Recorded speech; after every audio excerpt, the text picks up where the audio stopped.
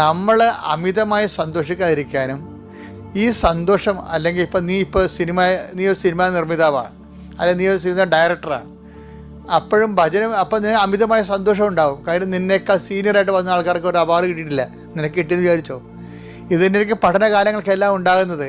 അപ്പോൾ എന്നാ പറ്റും? അപ്പോൾ അതുകൊണ്ട് സന്തോഷം ഉണ്ടാകുമ്പോൾ കർത്താവ് പറയും എന്താണ്, ഈ സന്തോഷം കൊണ്ട് മാത്രമല്ല മനുഷ്യൻ ജീവിക്കണമെന്ന് പറയും. മാത്രമല്ല, അതാണ് വിഷയം.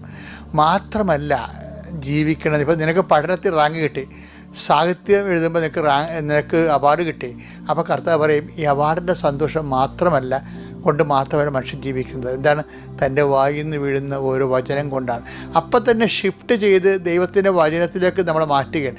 എല്ലാവരെയും മാറ്റത്തൊന്നും ഇല്ല, താൻ നിശ്ചയിച്ചുറപ്പിച്ച് മുൻകൂട്ടി വിളിച്ച് തിരഞ്ഞെടുത്ത ആൾക്കാരെ. അപ്പം അങ്ങനെ വരുമ്പോൾ ആധ്യാത്മിക മേഖലയെ വ്യാപരിക്കുകയും ഭക്തിയുടെയും പ്രാർത്ഥനയുടെയും വിശ്വാസത്തിൻ്റെയും